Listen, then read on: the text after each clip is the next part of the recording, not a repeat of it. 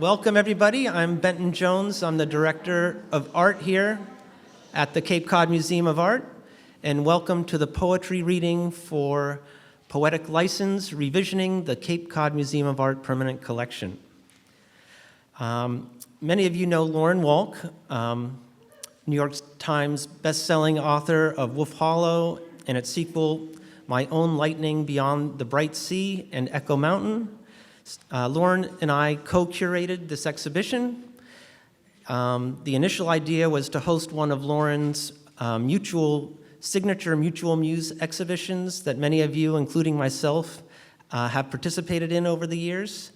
But as this is a collecting institution with over 2,000 works of regionally significant artworks, I proposed we used our collection as the basis for the exhibition. So we selected, or I selected 130 rarely seen artworks that don't usually come out of our art storage for one reason or another. I chose large ones in general. And then we had a group of us that made a list of talented regional poets to invite. And then the poets selected from this subset of 130 artworks, they selected the artwork that they were to respond to. So essentially, in this exhibition, it's the poets who did the majority of the curating, which is really interesting. Poets were asked to consider the artwork as a visual prompt, to internalize and then respond to the artwork through their poetry in any way that they saw fit. And as you walk through the gallery, you'll see the inspired poems that are displayed adjacent to the artworks on panels. And then tonight, 3 awards will be given: a $300 first prize, a $200 second prize, and a $100 third prize for the 3 poets that were selected. And funding to support those prizes were made possible by the Arthur W. McMurtry Fund. So I want to thank Arthur McMurtry for providing the funding for those awards.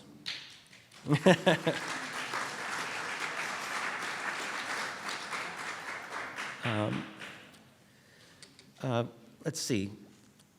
So I also want to thank Lauren Walk, lending her literary expertise and assistance in the production of this exhibition, and all of the participating poets and artists. We'll have an opening reception on November 7th for this exhibition, where there won't be any gear around or chairs, and it'll be a little bit more conducive to celebrating this exhibition in its full glory. And on a loop down in the lower level, we'll have the film that we're creating tonight, so people can also see the poetry readings down on the lower level, as well as on demand through our website. And that's November 7th at 5:30. So please silence your cell phones. We will now have a reading of poetry, moving through the 32 poems alphabetically by poet's last name, with the exception of our first poet, Rosemary Dunn Moeller. One of her fans has to leave early, so we put her first. But I would also like to ask that the poets introduce themselves, the title of their poem, the artist, and the title of the artwork that inspired their poem. And also there's a list in order of the poetry that we're reading tonight.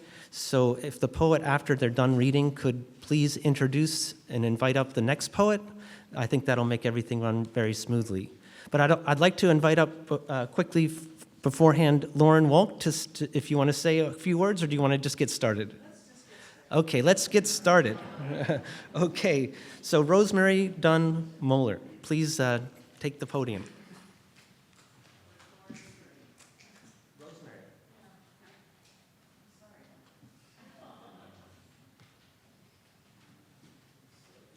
I'm showing you the poem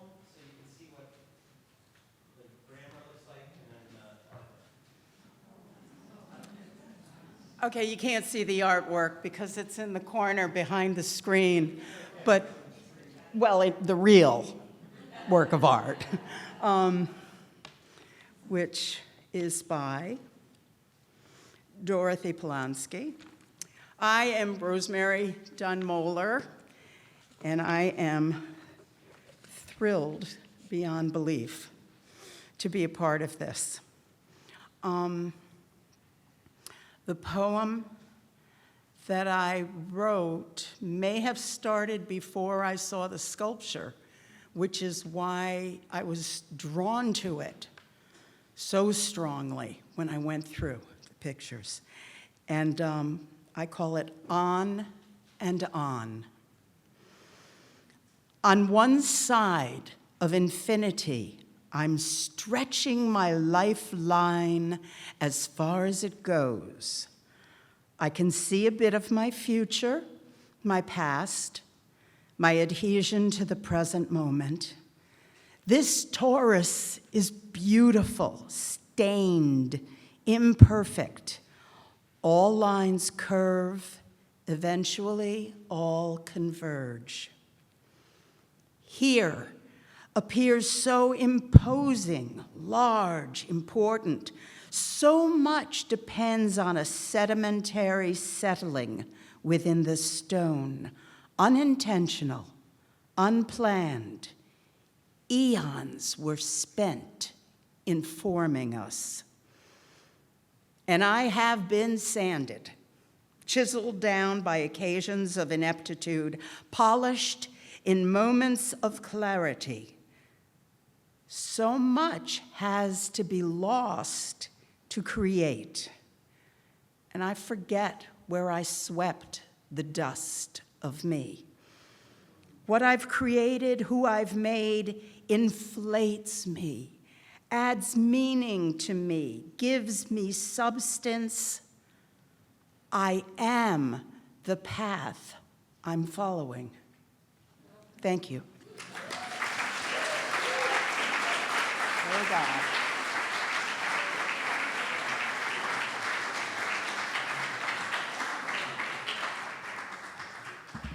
Rose Auslander.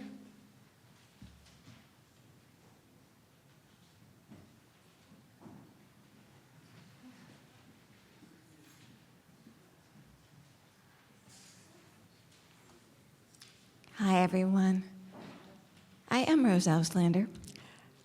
I wrote in response to None by Robert Vickrey, which is one of my favorite paintings anywhere, ever. It's a painting I almost want to look at every day. It's called The Nun in the Museum. A man who could be my brother misses church, not ready to face the house of God with a catheter between his legs. And a woman who could be my sister longs to sing in the choir up in the church loft, but her wheelchair can't seem to learn to fly. As we rest together in the quiet of paint and canvas, the nun in her frame stands silent with this brother and sister and me. Her face erased had a cloud, her reflection held in a cage of leafless branches, suspended between the life we all forsake and the life we live. She stands unspeaking our unspoken prayers, swaying in stillness, as if seeking for us the blue mercies of light, the blessings of shadows. She listens to bells about to ring, melodies we can hold when we lie alone in the dark. Thank you.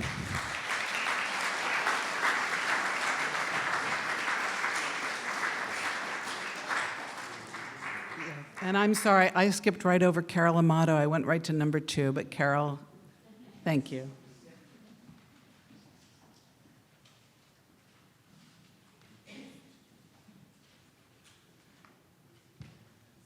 No problem. It's easy to skip over me because I'm so short. So I'm just happy to be seen.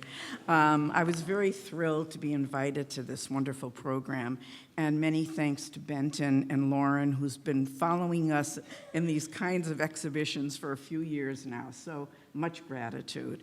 When we were given this choice of paintings and artwork to choose from, I was struck by this one, which I immediately identified with because of her pure exhaustion.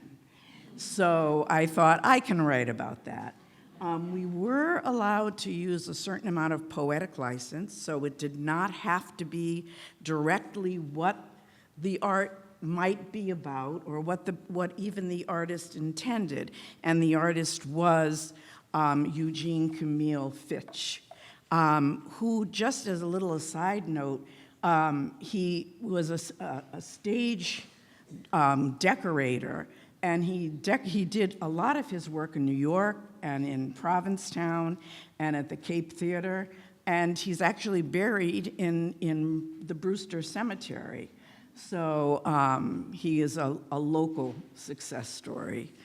The name of his poem, my poem, is called After Performance. That's the painting, the lithograph, and it's about a dancer resting. Her ruffled gypsy skirt, loosed, falls to the dressing room floor, and she, exhausted, onto the cot. On stage, moments before, emotion consumed the whole of her, feet pounding with fierce aggression, dark eyes flashing, incited by the percussive guitars, rising to a high-pitched climax, again and again, matching the fury of the intensity she cannot repress, every muscle tensed, taut, as if each might snap with further movement. The guitars strum gently to offer calm. Her held breath releases audibly. Raising her arms, she sways sensually, wrists undulating as if her fingers explore the still charged air, lifting like doves flying above her. As she exits the stage, the audience cheers. When she wakes, she aches and can barely move, feels an inertia that must be close to a dying of the soul. But on stage, the guitarists shout, I, playing joyfully her favorite allegrias.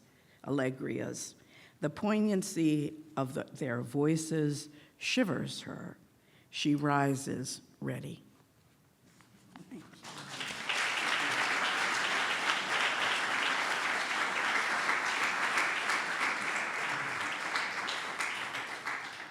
Kathleen Baker.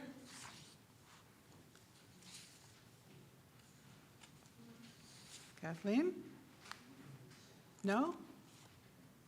Okay. Then next we have Kim Baker, and Kim isn't here, but she asked me if I would read her piece, so I will be glad to do that.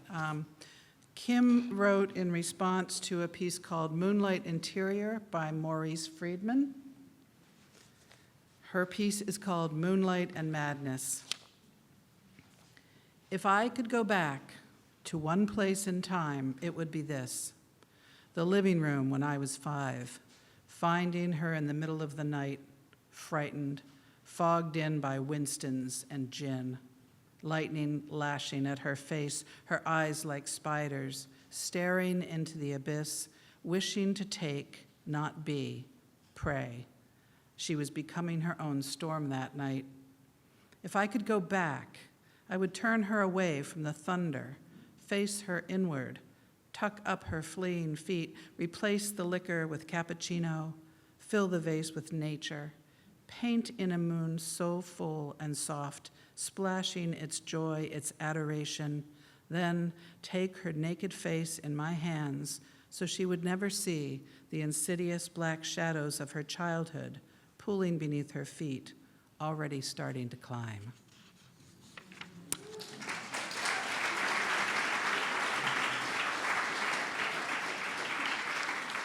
Kim Berner.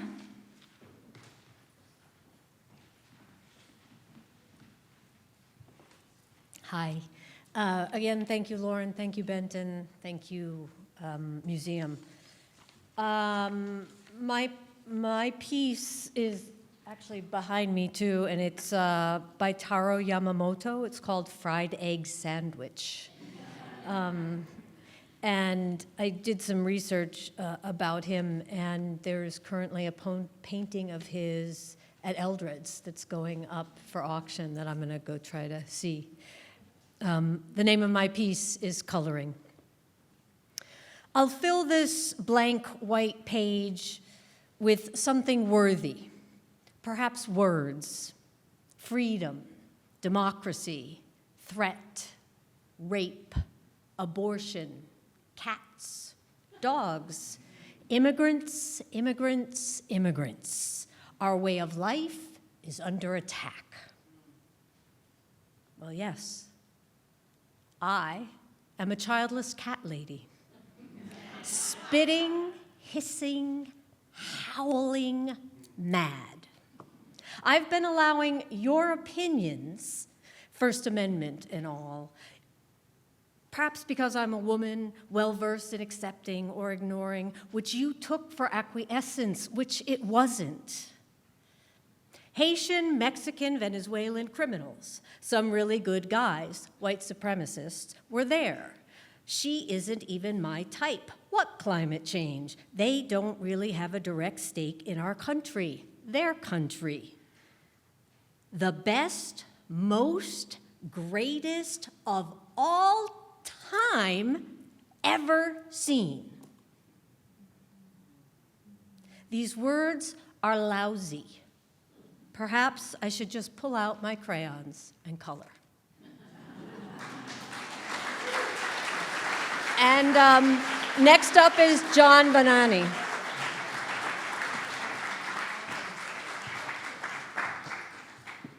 Oh, someone printed them out. Thank you. I hate reading from a phone. Thank you, Lauren, and thank you, Benton, and thank you, Erica, and everyone else who had involvement in this stellar show. My artist is Joseph Kaplan. He was part of the Hawthorne School. Right over there. Drift. Pitch pines, once large here, stab the landscape. Two hard-bristled trunks suggest new splinter. Now my body approaches, the past a figure between them. When my hand touches one trunk, it nearly topples, as though roots, after long consideration, become unnecessary, a sand swirl, a shadow lifted by way of ocean, soft will, and salt wind. Years later, science will prove that trees talk to one another, root systems like dirty telephone wires. For now, we ponder the past's dead wood. I steady each trunk. Then, when I open my palm, shades of green oil smear across my splinters. Didactic, dialectic, conversation, viridian. The two stare at each other in a dance, arms heightened beneath an emerald lamp, moving like it's a Grateful Dead show, air full of ganj and streaks of blue to roll away. The dune is blood. And if we're being honest here, this driftwood is a ghost left by something once alive to mimic aliveness. Time grows obvious with each layer. Small wounds, they say, small wounds.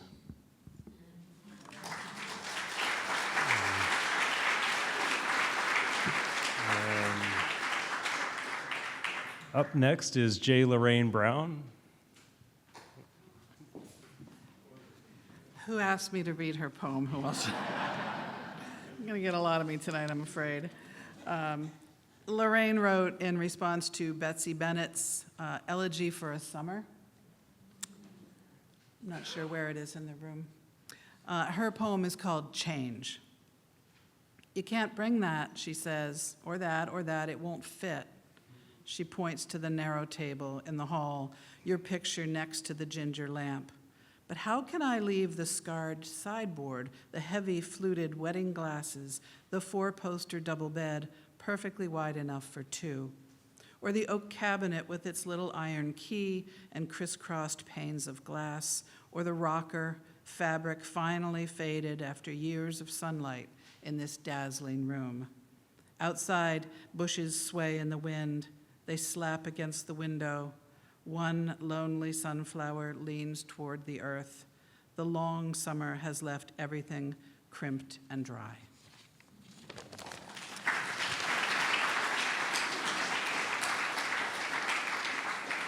Lucille Burt? No Lucille? Maybe I should just read the ones of people who didn't show up and didn't, but maybe they'll come late, so I'm going to set hers aside just in case and introduce Deirdre Callanan.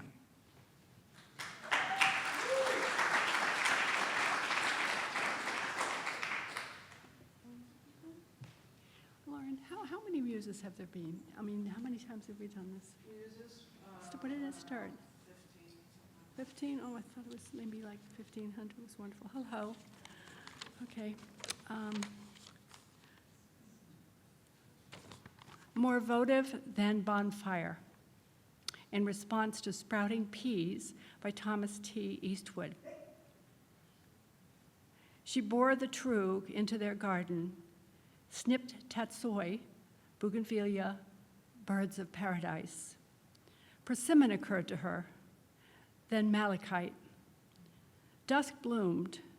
She waited, still, for him. Thank you.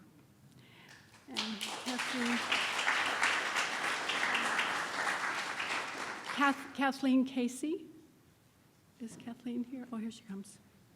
Thank you.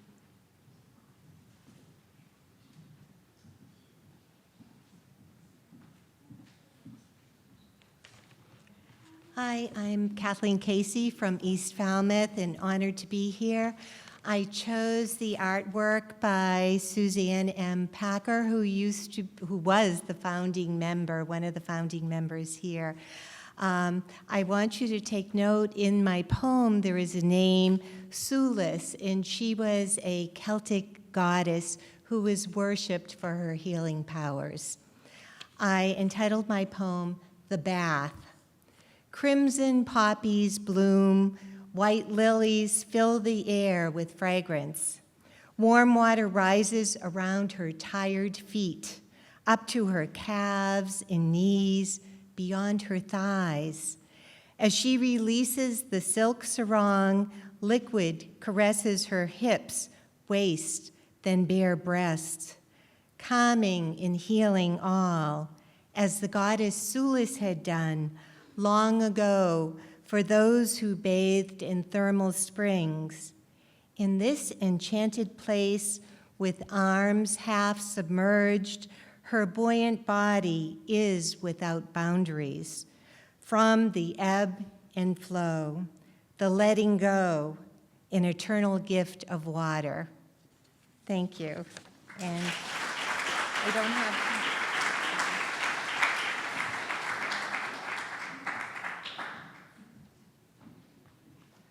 Robin Clark.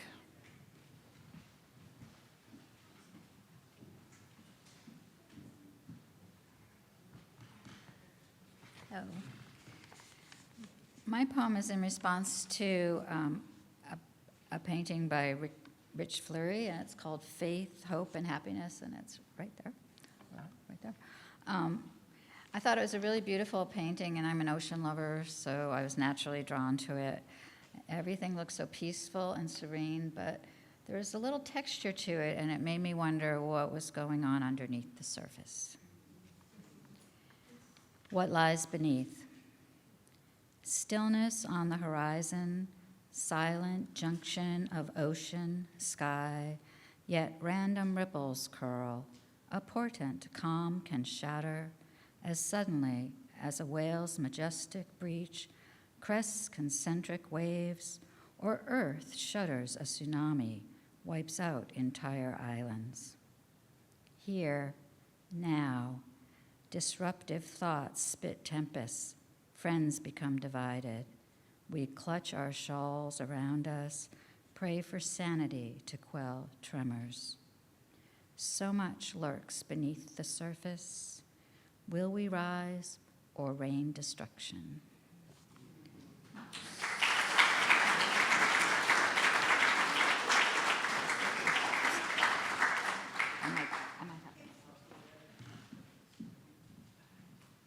I should leave my list up here. So next up, we have Jeanette de Beauvoir. Yes? No? Jeanette? Rats, okay. Then next, we have Christine Ernst, who I did not see in the room. There she is. How could I not see you? I need a hug before I step down. Thank you. Thank you, Lauren. Thank you, Benton. Delighted to be here. I've missed Mutual Muses so much. The piece I chose is in response to an untitled Wycinanki, which is a Polish paper cutting by the artist Mirosława Pisarenko. To be frank, I was invited and I went into the archive to find a piece, and I really wanted to find a woman artist. And I went through about 20, and the first one I came to who was a woman was Mirosława, which was fortuitous because my own grandmother, Maria Ostrowska, was also a Wycinanki artist.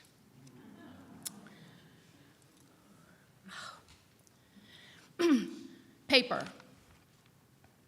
The map of the roads from the village in Poland to the ship in Germany. The third-class ticket in your pocket, Hamburg to Boston. The cardboard-backed photo of your parents inside the small trunk. The stiff tag with the address sewn inside your coat. 122 Ascutney Street, Windsor, Vermont, US of A. The newsprint stuffed inside the mattress on the floor in the attic. The boxes for the blankets at the cotton mill in Queechee. The marriage license, 1920, a Tuesday in May.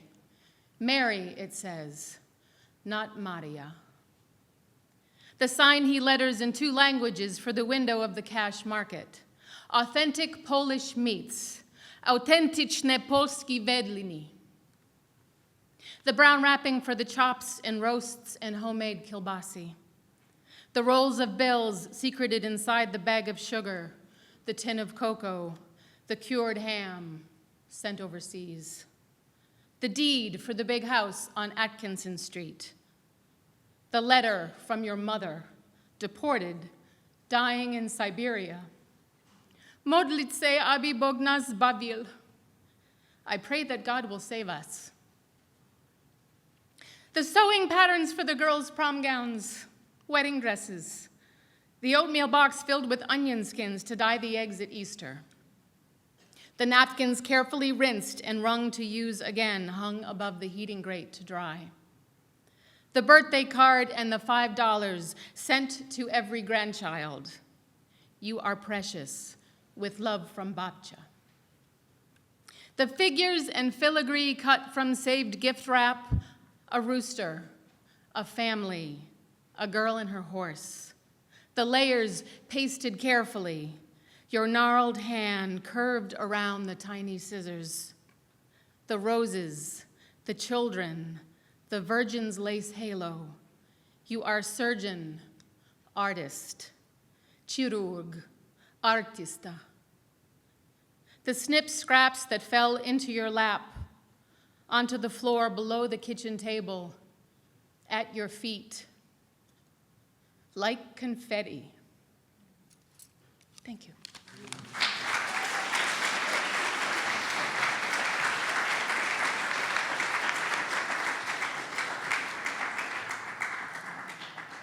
Diane Hanna couldn't be here either, but asked me to read her poem. She's having knee surgery shortly. She responded to a painting by Denny Camino called I Am. Her poem is called Most Alone.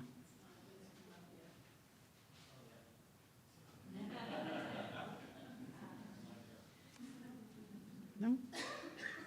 There it is, most alone. Sometimes you feel as if you are the only one left. There are no flowers, no music, no hand to hold. At such times, it is good to root yourself, to let your shoes sink into the ground, to let the wind blow through the limbs of you. It is good to let the sky encircle you, to settle its clouds around your shoulders. It is good to know that when you are most alone, the sky intervenes, the earth says otherwise.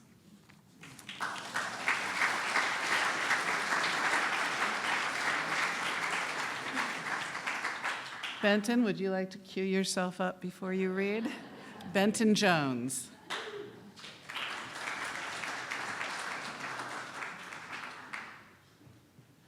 Thank you, Lauren.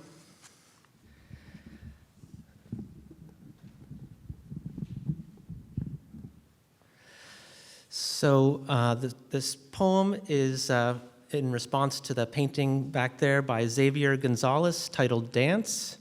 The title of my poem is called Dance Club, and it was informed by a couple months spent in Antwerp, Belgium. Finally permitted, I enter the hive of humans, drawn inward from orbit to haunt a thriving necropolis. Engrossed in darkness, boom, ba boom, boom, ba boom, lights flash. Flexus bodies surrender to a primal collective, synchronized in reflexive movement. Forward into the mass, we meld deeper within blackness. Sweet sweat soars, induced by narcotic rhythms. I offer my obedience to the pulsating sound. The sonic queen feeds abandon with her potent hypnotic jelly. Divisions dissolve. We are one.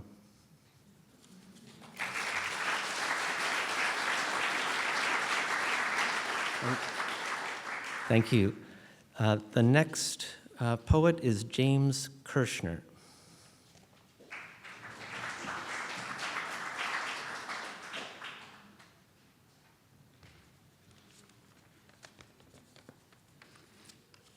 Yes, I'm James Kirshner, and I was inspired by the wonderful watercolor Cattails by Herman Merrill. Cattails, guardians of the salt marsh, defend the estuary, standing tall like soldiers against the fluctuating tides, calming stormy seas, hosting shorebirds, turtles and frogs, catfish and clams, moderating storms with their brown cylinders against the wind. Thank you.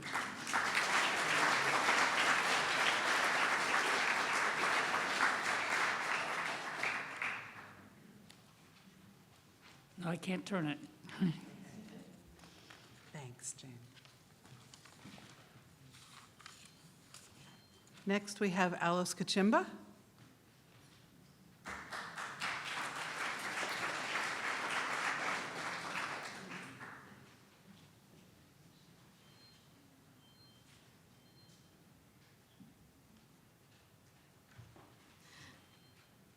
Can anybody see me?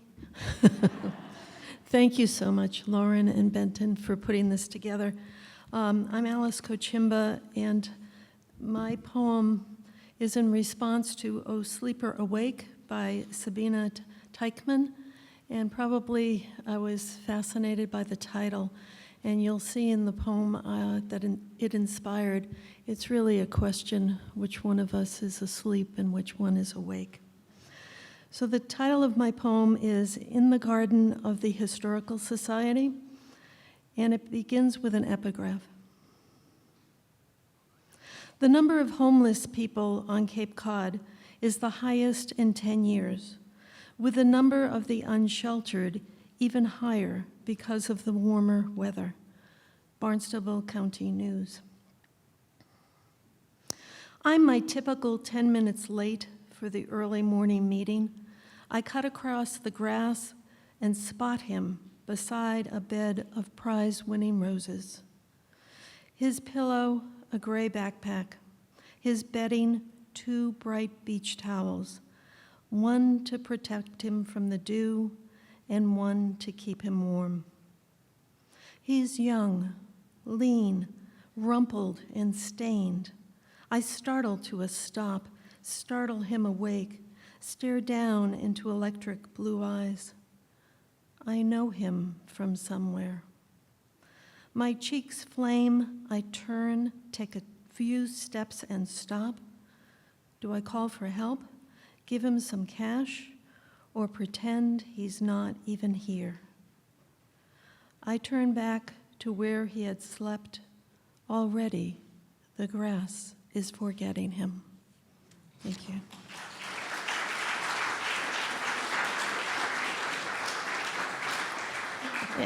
And the next poet is Betty Ann Loria.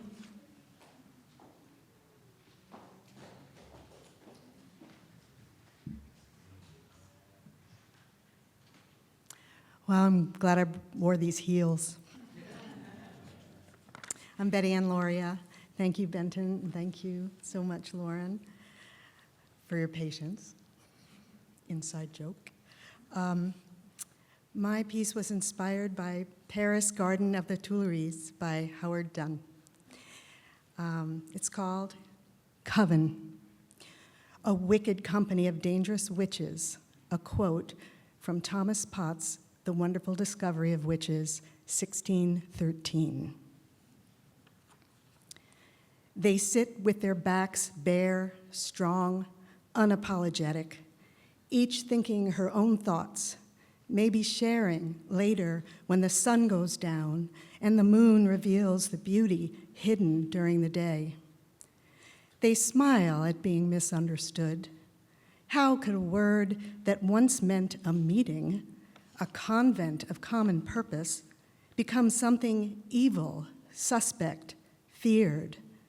Fear begets loathing, loathing begets violence. Nothing could be tamer than a group of women meeting with a common purpose. No, that's not right. Nothing could be more powerful than a group of women meeting with a common purpose. Whether it's Old Salem, Tehran, or these United States, reeling from each setback, pushing on even when they hit a wall, solid, sturdy, full of tears. Thank you.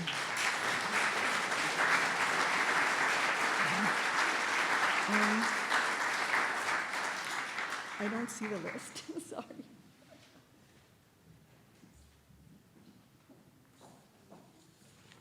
Next, we have Air Lindstrom Holme.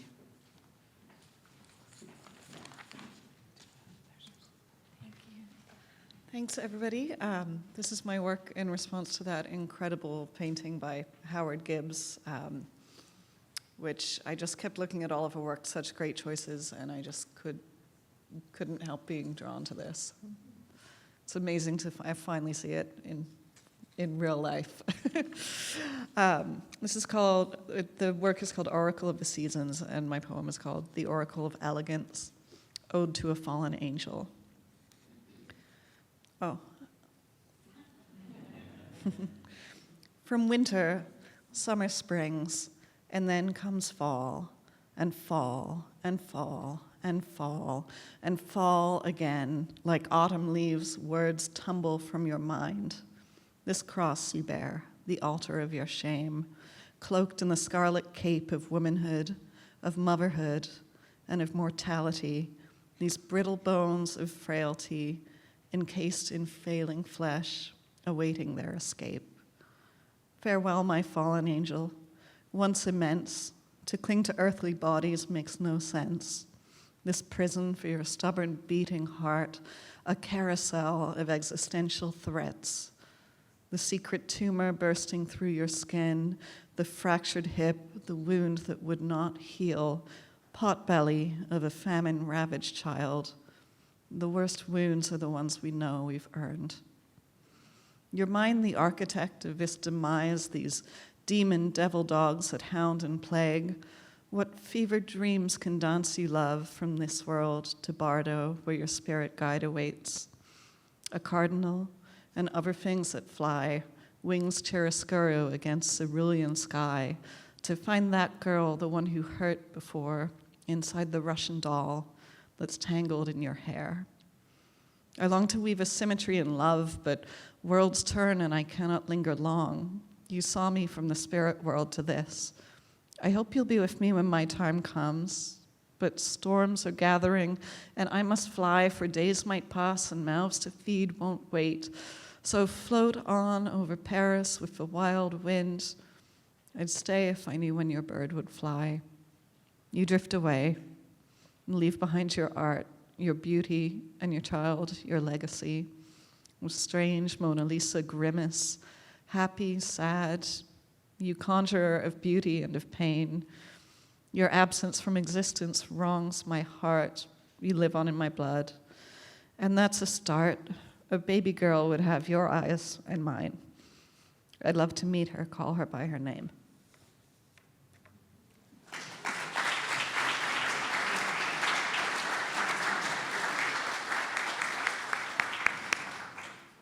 Cami Rose Lum.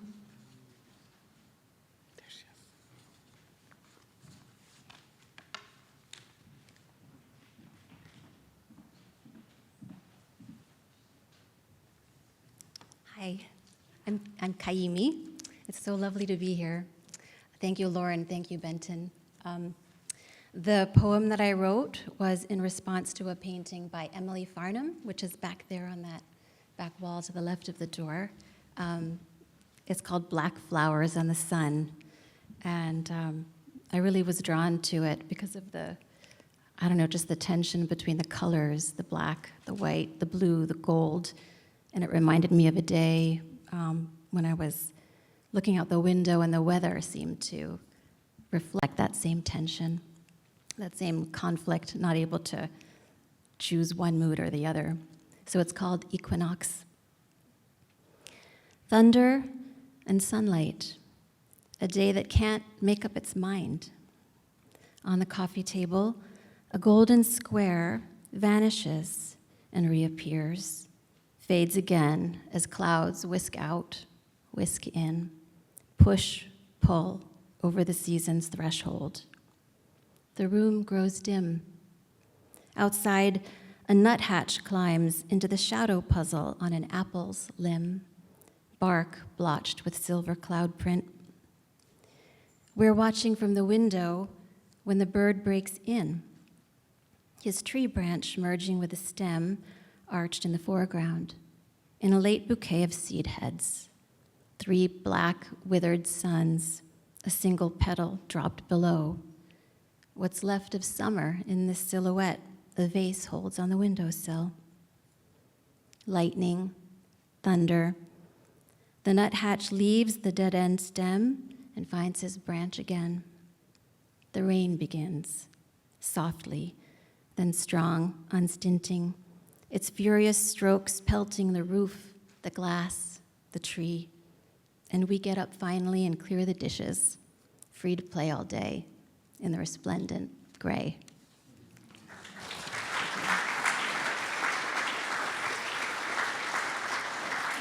And the next poem is by Chuck Madansky.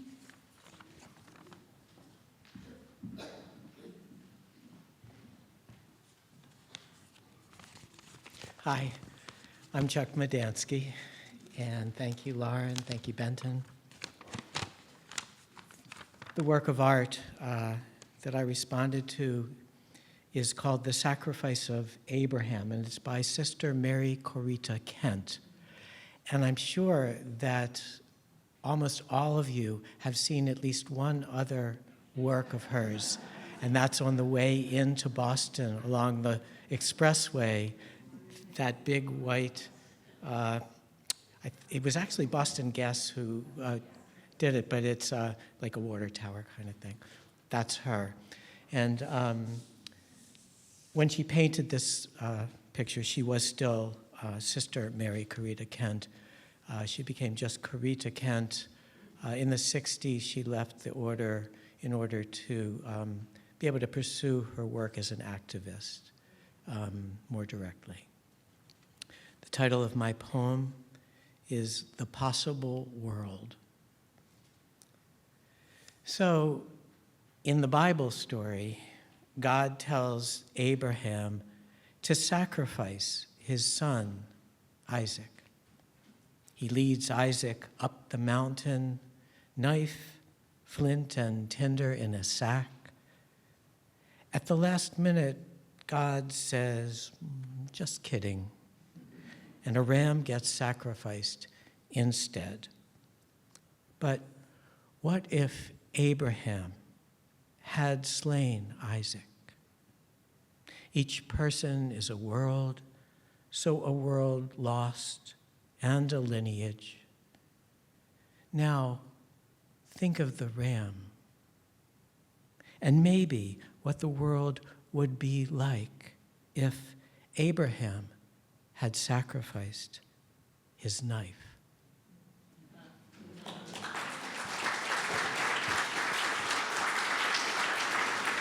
Thank you. Rosalind Pace.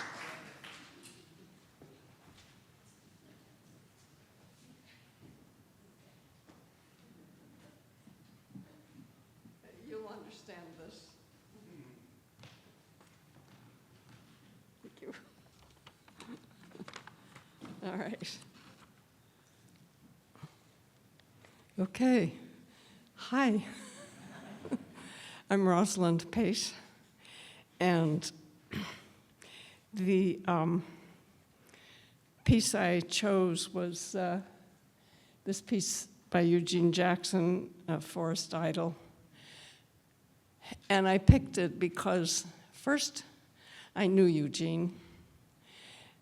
Second, I know his work. I have one of his pieces.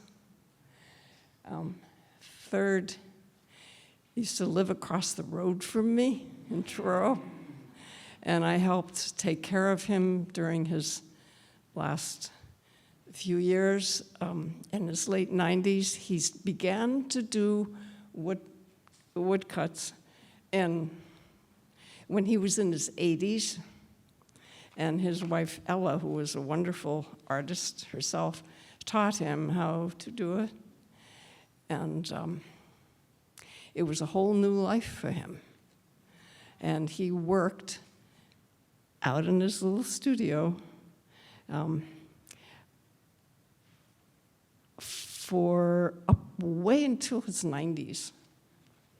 And anyway, so the title of my poem is Ghazal for Eugene. And a ghazal is a type of poem. It was originally Arabic and then Persian. It, hundreds and hundreds of years ago, very ancient form. And it has a whole bunch of rules, including that a ghazal somehow incorporates playing with the paradox. And each couplet is a separate play on this question, this insoluble question. And it was sung often. So there is a particular rhythm to it. And it often is kind of cheeky, like it was a subversive sort of a thing. Like if it was about a couple, well, it's somebody from this tribe and somebody from this tribe, and ooh, that's gonna be a problem, but no, it has to be, and we'll dance and sing about it and share it together and so forth. So there's all these things. I'd never written a ghazal before, so I thought, the more I looked at this, the more it fit. Ghazal for Eugene. Yes, fairy tale, fable, myth, and dream, starring animals. Yet truth as revelation sees people cast as animals. We're out of doors, escaped from walls, wars, and laws. We're sparring, chanting, dancing, unanimous animals. A forest idyll is an interlude romantic, but such music, growls, chirps, chortles, howls, we are ecstatic animals. You disguised the central couple as unicorn, ass, or moose. We look upon each other, our eyes, we're startled animals. Are we trying to escape our humanness or reveal it? What does it mean for us to act like animals? That dancing couple, maybe one of them is saying, here's a flirty back kick, you ravenous animal. We belly laugh or snicker, but who are we exactly? What is this ritual dance of scandalous animals? You are the white-haired wizard with knives and chisels, a slow reveal of beak, snout, tail, wing, enigmatic animals. What have you faced us with, Eugene? You've given us a language for our secret selves, rebels passed as animals.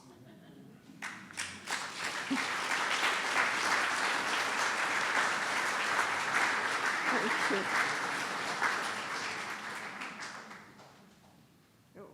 I got two. This, by the way, is Eugene's granddaughter, Kathy.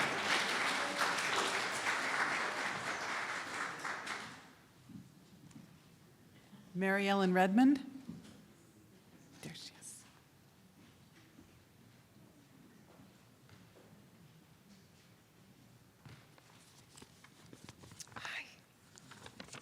Thank you, Benton, and thanks to Lauren. So my painting is Earth, Birth by Jan Selman, and I liked it. I loved the images of it. It's in this room back here, and the movement, and it's kind of chaotic. So I liked that. And this is what I came up with. Oh, okay. Is that good? All right. Midsummer's Eve. Last night, well after midnight, I woke to the forest erupting in a cacophony. Every bird was squawking, every living animal awake and sounding. I stumbled from bed, stood on my porch, afraid to go further. Not one light flicked on. My neighbors slept in their air-conditioned vaults. Another animal noise surfaced over the chorus, a short, sharp cry over and over. A fox geckering, then a chilling cry that sounded like a baby shrieking. Fisher cat, mating raccoons. After a few long minutes, the ruckus subsided. I went to bed, slept deeply, woke to a crow cawing in the distance. Would you believe me if I told you when I opened my mouth, a bird flew out? The sun broke from the clouds to stream through the oak trees, the yard at play with shadow and light. Late morning, I found the remains of a robin on my front stoop. I buried it in the garden. Later, I spoke with my neighbor about the mystery of the woods. Did you hear anything? I asked. He shook his head, freeing a small gray feather that floated down and rested on his shoulder.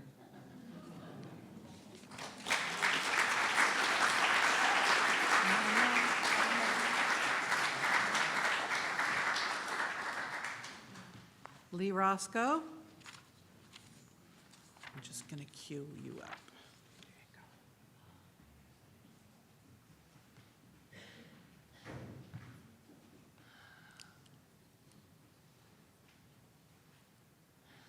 I actually haven't had a chance to see mine. There it is, my goodness. I'm Lee Roscoe, and my poem is Celebrate Gaia, to the wonderful Gilbert Franklin's Gaia Earth Mother, which I think is right there. Round worlds emerge from Earth, which births us into her and from us. Those uterine curves are not for human beings alone, nor not just smooth wood, but oval egg creatures, crescent wing shapes, the crook of a moose leg, the swelling thorax of a bee, a merganser's crest, a tiger's eye, a rise of ocean, sway of cloud, a stomach shape of drop of rain or acorn, a nest, a teepee, breast. Her gravid hills and crevices, ravines and moons, wind the path of that which binds us all to one rare Gaia round the sun, in green and brown and blue, rich plunging soil and dancing grass, an iridescent stream, each miracle of orogenic mountain and of prismed swimming fish, which bursts open to renew each creature, pod and plant, and even stone, her water, blood, and every spirit being within the ecstasy of this uniquely earth.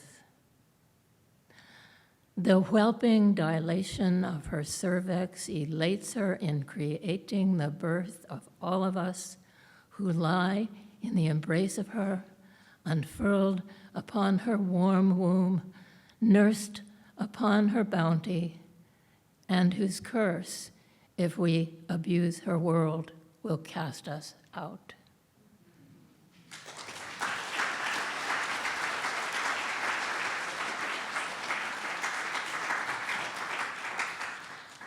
Wilderness Star Child.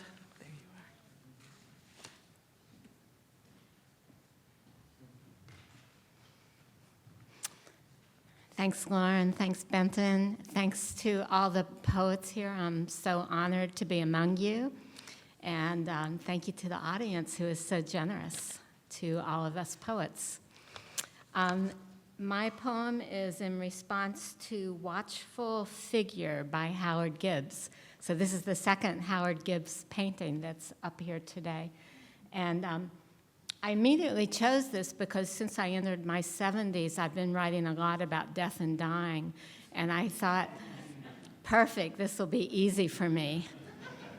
And then the poem that wanted to be written isn't about death and dying at all. Internal family portrait. Imprisoned in the attic of judgment, the basement of shame, I turned away from them, afraid to meet these internal victims, the ones who were taught not smart enough, not pretty enough, not good enough, not anything enough. Eventually, the pain of their incarceration felt more harmful than my fear of exposure. My daily affirmation became, help me to love the unlovable. I began to look at the sorrows I carried within, malnourished as they were from lack of love, disfigured from their cramped cage. I began to see their holiness beneath their hungry bones. One by one, I invited them into my living room, served them tea and cake, listened to their origin stories, walk them out into the fresh air. It has come to this. Finally, proudly, I present all of who I am to the world.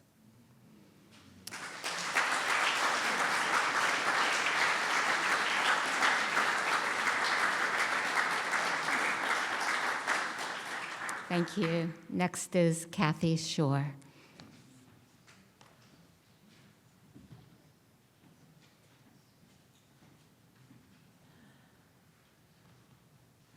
This was my task. I'm so lucky. I feel very grateful to have this experience. In this case, Selena Treef, her painting is Pink Bird on Her Shoulder. For those who didn't know Selena, she was a student of Hans Hofmann, famous abstract expressionist, famous artist, and extraordinary teacher. This gave me an opportunity to really delve much more deeply into Selena's work and figure out why those people in the paintings all have the same face.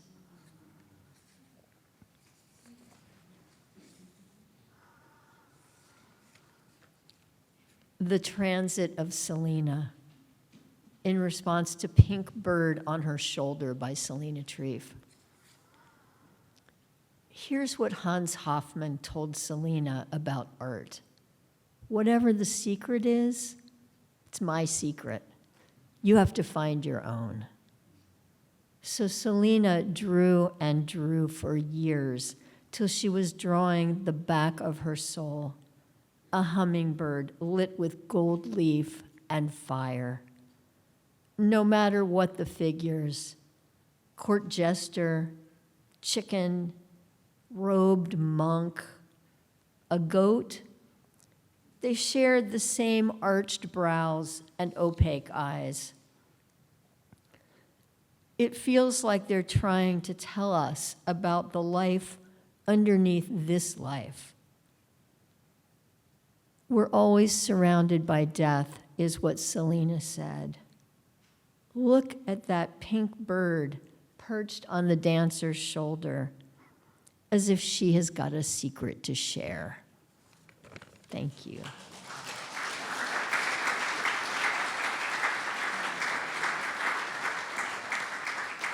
Oh, look, it's there. Next up, Robin Smith Johnson.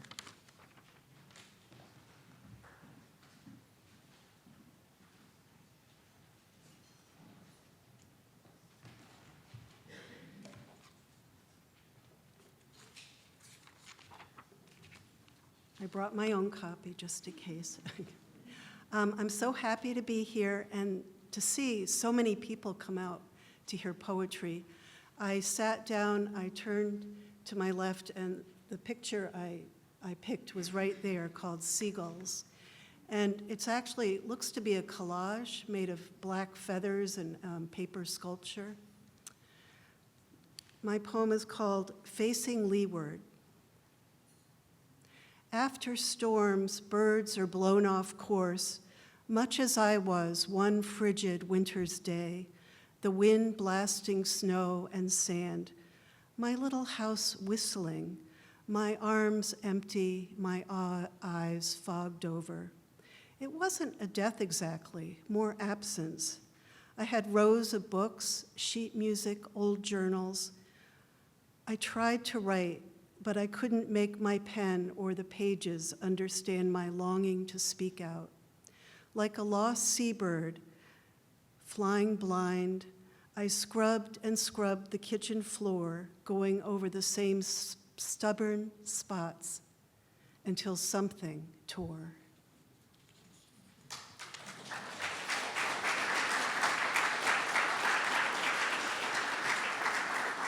And the next poet is Al Starkey.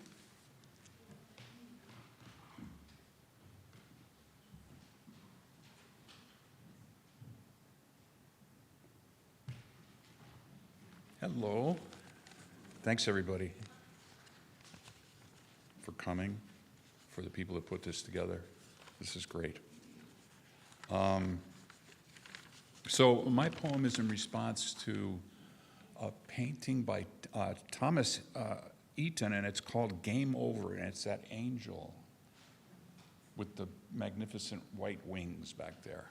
I was, as I scrolled through the paintings online, it's jumped right out at me, and I don't know why until I sat with it for a while. So anyway, it's a wonderful painting.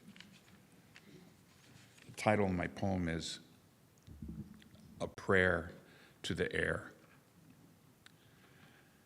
My prayer is to the air full of promise, a recitation in repetition like bird calls, sung simply out of their own giftedness, summoned from the core of all that is.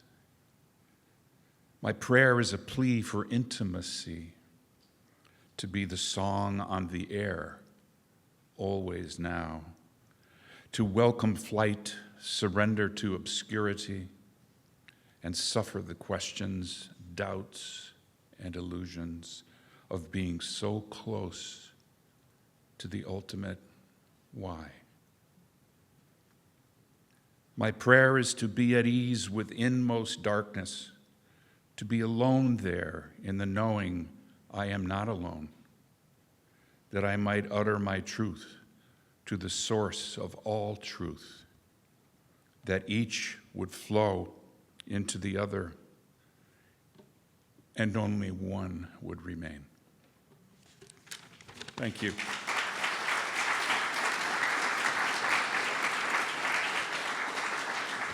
Brett Warren.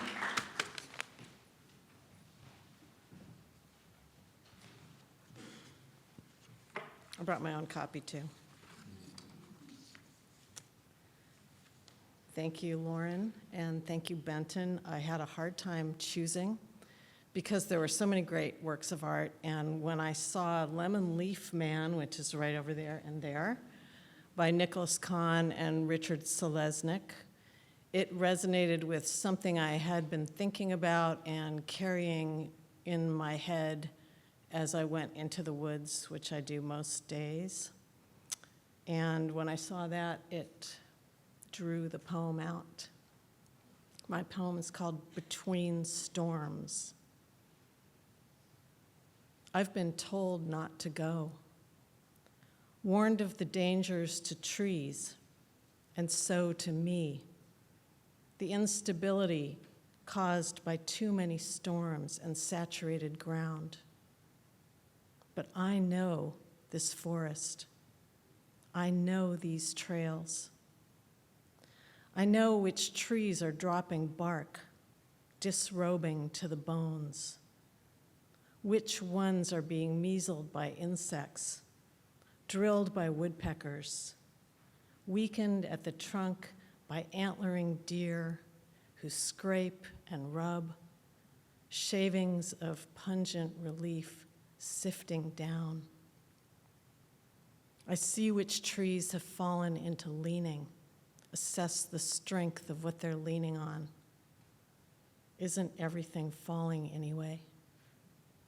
I believe I'll hear the fractures when they come, and in my tree bones I know the greater peril is staying away, caught in the leg hold of the other world.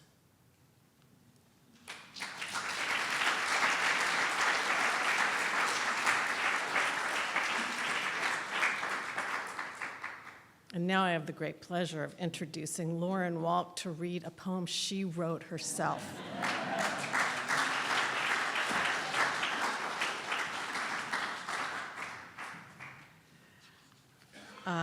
When I looked at this painting by Denny Camino, a poem immediately rose.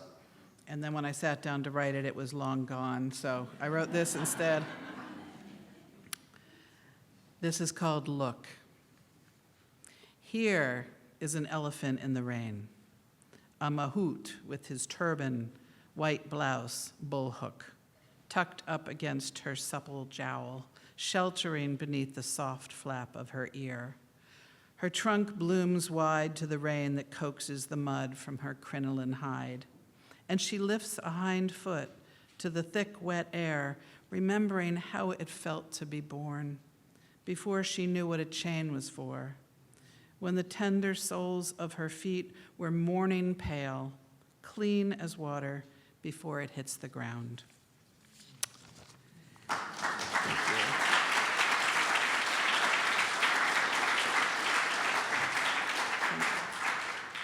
And finally, unless someone from earlier we skipped has shown up late, we have Rich Humans.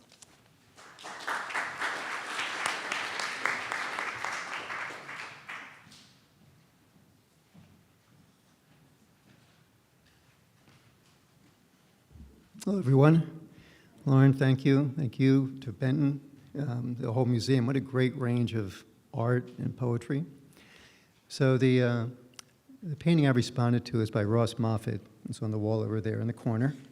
It's untitled, but it has a parenthetical title called Life in the Village. And it's just so evocative. As soon as I saw it, a narrative started forming.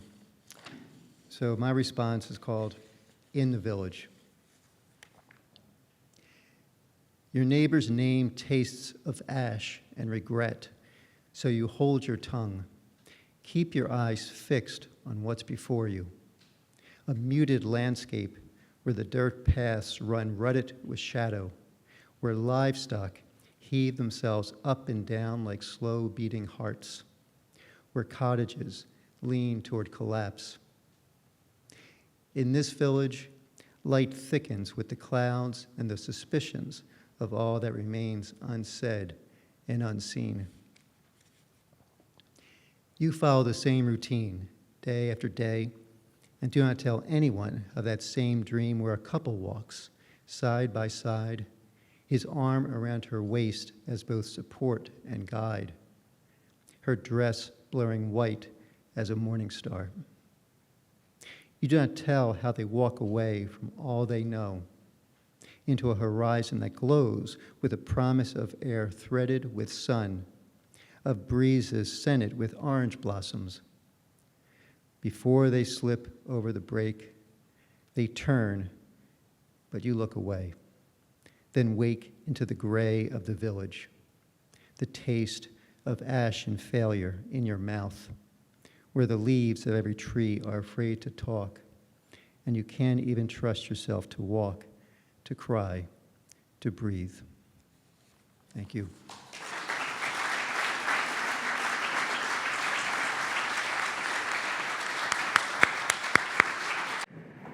Kathleen Baker, who's not able to be with us here tonight, so I'm going to read her poem, which is in response to Robert Beauchamp's painting Allegorical Scene. Her poem was called Dahlia. In faintest light, I watched the dahlias stretch their sepal cores until they burst open, radiant, transcendent, all-round dahlias, as beautiful as Rory, as Isabella Stewart Gardner that is throwing open doors, calling, "Come out, all of you, this is too beautiful to miss." Indeed, why are we waiting on the faintest light to burst through the shadowy doors? Why are we waiting for an invitation to dance as our dazzling selves when here in our own hearts, where the light is the greatest, where we are what we are, beauty now is not to be missed. I'm also going to read one now by Lucille Burt, who's also unable to join us. She wrote in response to Rachel Kaufman's The Iron Bedstead. Her poem is called Sisters, 1970. Florence, look what I found. I haven't seen this painting in years. Can you see it okay? Here are your glasses. When did I paint it, do you think? I found it in a pile of my old paintings. I've been trying to clear out things. Must be 40, 50 years ago before they put in electricity. I'm gonna leave it here on the nightstand where you can see it. How many years did we rent that little cottage? Long gone now. We were lucky to have those Augusts before school started, weren't we? Remember how we always chose those two bedrooms with the sloping floors and the low ceilings? That's one of your quotes. I forgot how we took a couple of them along. You made so many. lots of fancier ones, but I like just the plain squares. You liked that one with roses, leaping at a bed of roses, you said. How we loved that view of the sea, worth the climb each steep stairs, and the breeze blowing through the open door between us. I preferred that narrow back room with the iron bedstead and the sun spilling its late orangey light through the little window onto the bed, just like I painted it, see? Oh, we knew the neighbors called the two of us old maid school teachers and spinsters. They meant passionless, unloved, childless, somehow irretrievably. We just smiled. Some of our adventures would have surprised them. That moonlit cattle ride I took to the pyramids in Egypt. Oh my, your trysts with that Scotsman. What was his name? Something McGregor. He gave you that little McGregor plaid box of dried heather when you left. I know you still have it in your drawer there. Shall I get it out for you before I go?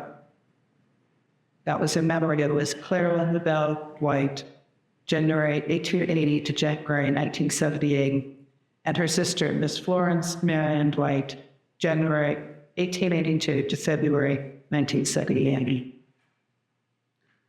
And because she also could not be here tonight, I'm going to read a poem by Jeanette de Beauvoir in response to Eugene Jackson's What a Strange Animal is Man. Her poem was called This Thing of Darkness. Prospero's mission as ours. We're creative monsters. Still, it took longer perhaps than it should have, our self-destruction. We've been trying for so long. Typical, you say, when I mention it, typical of humanity, to not even get that card right. In Nepal, I watched climbers prepare to conquer the world's highest peak, eager to leave garbage and bodies behind if need be. You laughed. We are outdoing ourselves here, you said. The mountain has always been there. Only humans felt the need to subdue it and are shocked what we cannot. We shouldn't be surprised. The animals have always known. They feel cold, wind, merciless heat without complaint. They watch us running too fast, running too late, running out of living in clean water, forests, fossil fuels, commission, and even nature, red in tooth and claw, looks on and horror at our gleeful self-destruction. A wolf will chew off a leg, caught in a trap to free itself. The courage of survival. It knows. Violence is familiar, expected, understood, but never embraced. We're the only ones who love it. We grapple in war, rape, and torture, and death. We know our way around the Badlands, dark spaces, lonely, abandoned, on the margins, places where a sense of harm has been done, where anguish is trapped. We have trapped it there. Violated bodies dumped without ceremony, screams echoing through forests, whose creatures look on in bewilderment. And I have to wonder what they think of us all, of our violence, of our creed. Their wisdom is greater than ours, home by centuries of life, and a world now being destroyed by our upstart race. Why they never rose up against us while they still could, to save the world, to save themselves. I have questions to ask the Paleys. Thank you. Before Benton comes back up to conclude things, I just wanted to thank the museum too, all of you for coming, but to thank the museum for being so responsive to the community, so open to ideas, and such a great partner, just so helpful. And I urge all of you, if you're not already involved here, to please get more involved. And now, Benton, if you'd like to come back up and finish things.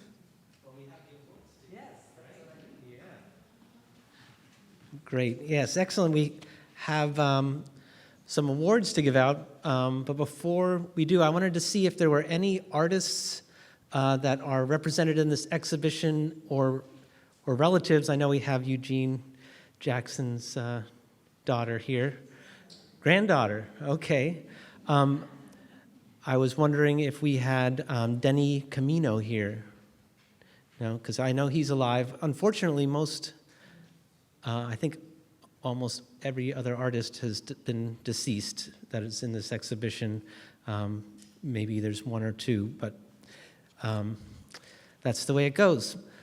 So before we announce the awards, I wanted to just mention there's some other programming associated with this exhibition. We have a mixed media collage workshop with Michael Giaquinto that involves using literature and word elements with collage and other mixed media, and that's November 6th through November 27th on Wednesdays. And that's in the morning from 10 a.m. to 12 p.m. And we also have a program called Haiku Hike, Unlock Your Poetic Instincts, and that is a class on a workshop, actually. It's on November 14th. Everybody will walk away with a haiku, and they'll be inspired by, we have 54 sculptures on our campus right now, and so your haiku is intended to be inspired by one of our sculptures. So we invite you to be part of that class. That is with James Kirshner. That's November 14th from 2 to 3:30 p.m. And now, without any further ado, our third place Poet Award winner is Kim M. Baker.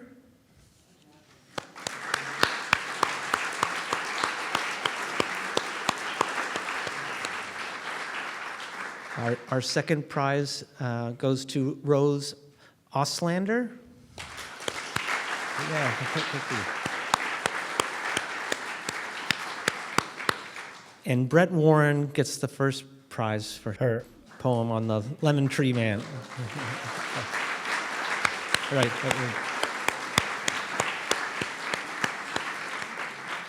So like I mentioned, on November 7th, we will be having a reception, and this will be on view downstairs in our screening room, and there won't be any chairs or equipment around, so I think, and the lights will be appropriately bright in here, so you'll be able to enjoy the artworks and the poems and each other's company at that time. So please do join us for any of the classes, and I hope to see you on November 7th. Thank you so much.